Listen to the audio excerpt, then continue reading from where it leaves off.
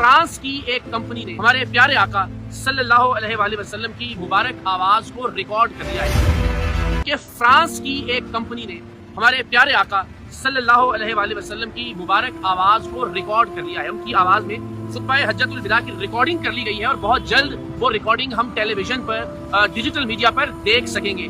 تو یہ ایک ایسا دعویٰ تھا کہ ایک مسلمان کی حیثیت سے اس نے ہم سب کو ہلا کر رکھ دیا جذباتی طور پر. ظاہر ہے اس میں جو شرعی نقطہ نظر ہے وہ ایک جانب، لیکن جو جذباتی معاملہ ہے ہم سب کا وہ اپنے عروج پر ہے. ہماری زندگیوں کی اس سے بابرکت ساتھ کوئی اور ہو ہی نہیں سکتی، یا اس سے بہترین لمحہ کوئی اور ہو ہی نہیں سکتا کہ ہم اس طرح کی کسی چیز کا تجربہ کریں جو ہمارے پیارے آقا حضرت محمد مصطفیٰ صلی اللہ علیہ وسلم کے نام نامی سے منسوب ہو.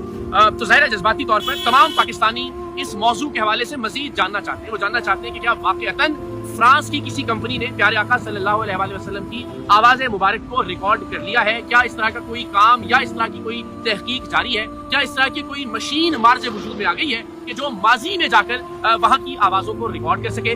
تو میں یورپ میں موجود تھا ایک ذاتی اور نجی سلسلے میں، تو میں نے فوراً فرانس کا رخ کیا. میں اس وقت پیرس میں موجود ہوں اور میں نے چاہا کہ پیرس جا کر وہاں میں کچھ تحقیق کروں، محققین سے بات کروں، کچھ اداروں سے رابطہ کروں، کچھ صحافیوں سے بات کروں، یہ جاننے کی کوشش کروں کہ کیا واقعتاً نبی مہربان صلی اللہ علیہ وسلم کی مبارک آواز میں خطبہ حجۃ الوداع کی ریکارڈنگ ماضی میں جا کر آواز کی لہروں کو ریکارڈ کرتے ہوئے کسی طرح سے حاصل کر لی گئی ہے، یا اس پر کوئی کام جاری ہے یا نہیں. یہ دعویٰ کیا گیا تھا جسٹس نذیر غازی صاحب کی جانب سے ایک انٹرویو میں. فرانس کی ایک کمپنی جو ہے اس نے رسول اللہ صلی اللہ علیہ وسلم کا خطبہ حجۃ الوداع ریکارڈ کر لیا ہوا ہے. انہوں نے کہا کہ 2030 تک یہ خطبہ آپ ٹی وی پہ دیکھ رہے ہوں. اس کی انہوں نے وضاحت بھی دی، اس پر بھی میں بات کروں گا. لیکن ان کا یہ کہنا تھا جو ان کی وضاحت بعد میں سامنے آئی کہ 1992 میں جب وہ فرانس تشریف لائے تو ڈاکٹر حمید اللہ جو کہ ایک محقق ہیں ان سے ان کی ملاقات ہوئی اور انہوں نے انہیں بتایا کہ فرانس کی ایک کمپنی خطبہ حجۃ الوداع کی ریکارڈنگ حاصل کرنے میں کامیاب ہو گئی ہے ماضی میں موجود آواز کی لہروں کو ریکارڈ کرنے کے ذریعے.